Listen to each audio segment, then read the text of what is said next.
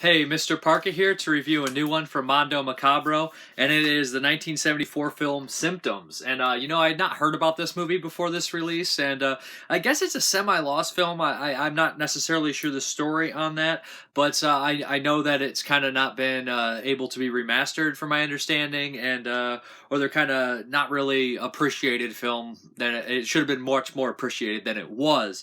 This is by the director Jose Larraz, or is that how you pronounce his name? Not necessarily sure. The funny thing is, he did another cult film called Vampires, which has a pretty big following. I've not seen that movie, but he also did a movie later on in the '80s called Edge of the Axe, which is this kind of cheesy slasher movie, which I always kind of thought was pretty decent.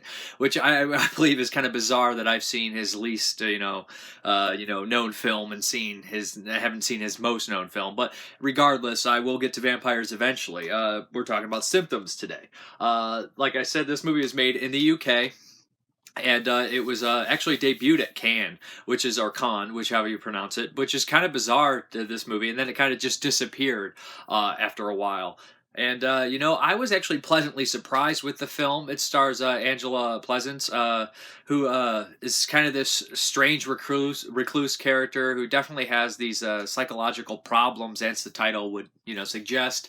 And her friend comes to stay with her in this kind of big, really isolated but very beautiful cabin or big house next to this lake. The setting really sets this nice, like, gloomy mood, and the character does as well.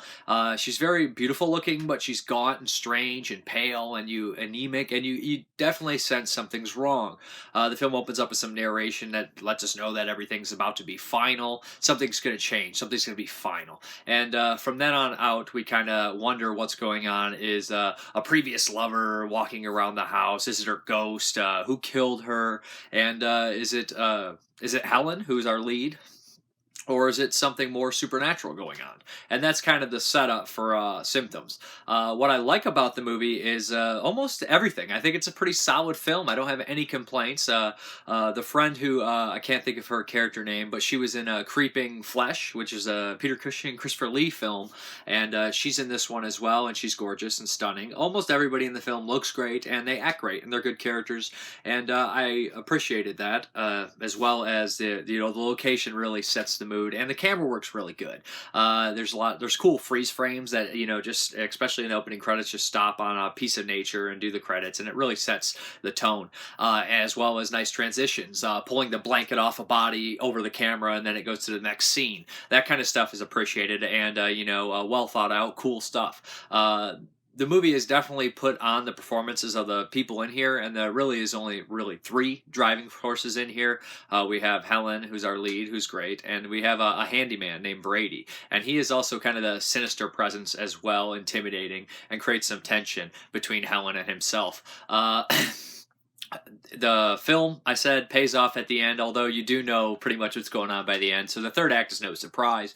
But it creates a sympathetic yet dangerous character, which I always enjoy. Probably a little bit inspired by something like Psycho, which is probably the king of sympathetic yet dangerous characters. Symptoms is on Blu-ray, and if you're over in the UK, BFI's handling the release. In the States, Mondo Macabro's handling the release. All the features are the same. I believe the print is the same. They're working on it together. The disc includes interviews with the two lead actresses and the producer of the film, as well as a feature-length documentary, a feature-length film about the director. He's a very interesting fellow, made a lot of unique films, was a comic book artist. He lived a rich, kind of different life, and he was a very different sort of person, as well as an older documentary about some of his films, which look very interesting as well. Regardless, it was a very nice release, and it was a cool movie that I'm glad is getting recognition, because I had never heard of it, and this is kind of what I live for, to see cool movies that I have not ever heard of or seen. But that's Symptoms from 1974. It's a nice psychological kind of character study with spurts of violence and good building tension, and a wonderfully beautiful yet gloomy location in the English countryside. But I'm Mrparka. Thank you very much for watching. Look for a written review below on the Demons of Celluloid page. Have a good one. Last night, I dreamt that they had returned. They were here again, just like in other dreams. This time, I was all confused. I I have a feeling that something is about to happen.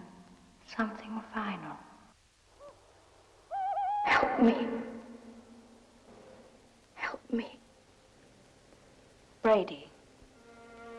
This has got something to do with Brady, hasn't it? Brady. He knows the secret of the lake.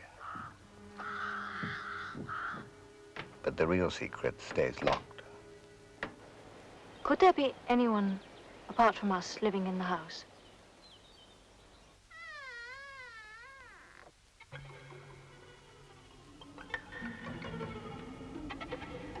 Who's this? You're very beautiful. Much more so than the last one. Last one? Symptoms of fear. The deceptive beauty of the lake. The secluded house in the autumn woods.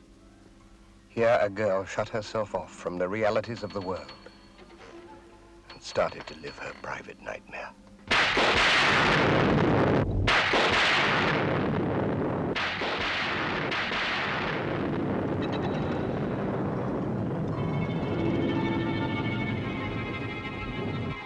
Are you suggesting that I murdered Cora by pushing her into the lake? That's absurd. You must be mad. The mystery of the lake. The secret of the house. Symptoms of murder and madness.